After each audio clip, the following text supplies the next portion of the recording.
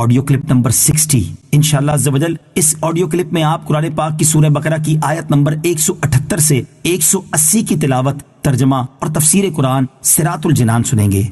بسم اللہ الرحمن الرحیم۔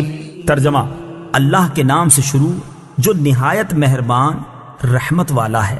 یا ایہا الذین آمنوا کتب علیکم القصاص فی القتلى الحر بالحر والعبد بالعبد والأنثى بالأنثى فمن عفی له من أخیه شیء فاتباع بالمعروف وأداء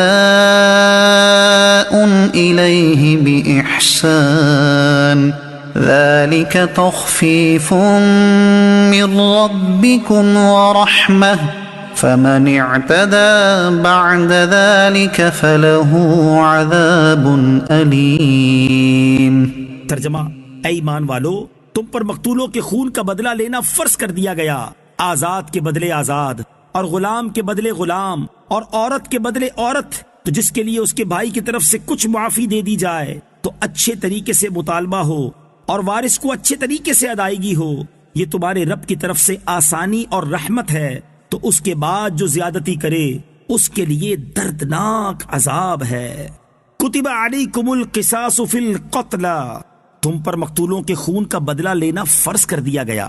تفسیر قرآن صراط الجنان میں ہے، یہ آیت اوس اور خزرج کے بارے میں نازل ہوئی۔ ان میں سے ایک قبیلہ دوسرے سے قوت، تعداد، مال و شرف میں زیادہ تھا۔ اس نے قسم کھائی کہ وہ اپنے غلام کے بدلے دوسرے قبیلے کے آزاد کو، اور عورت کے بدلے مرد کو، اور ایک کے بدلے دو کو قتل کرے گا۔ زمانہ جاہلیت میں لوگ اس قسم کی زیادتیوں کے عادی تھے۔ عہد اسلام میں یہ معاملہ حضور سید الانبیاء صلی اللہ تعالی علیہ وآلہ وسلم کی خدمت میں پیش ہوا تو یہ آیت نازل ہوئی اور عدل و مساوات کا حکم دیا گیا۔ اس پر وہ لوگ راضی ہوئے۔ فمن عفی لہ من اخیہ شیء، تو جس کے لیے اس کے بھائی کی طرف سے کچھ معافی دے دی جائے۔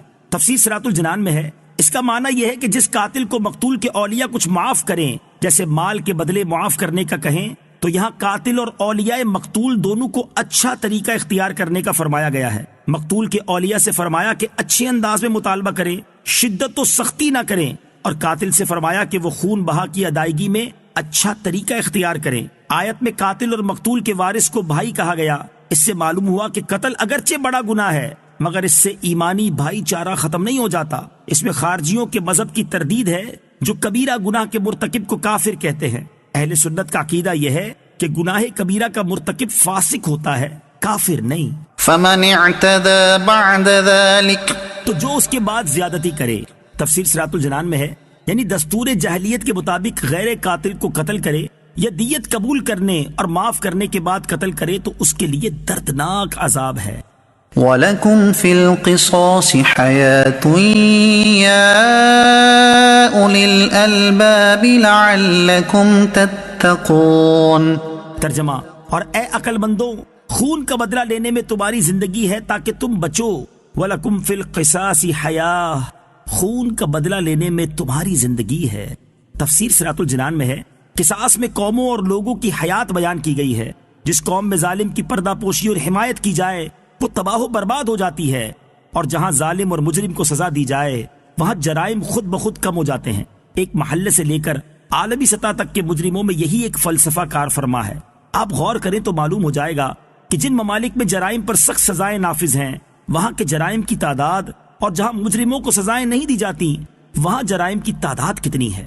كتب عليكم إذا حضر أحدكم الموت إن ترك خيرا الوصية للوالدين والأقربين بالمعروف حقا على المتقين۔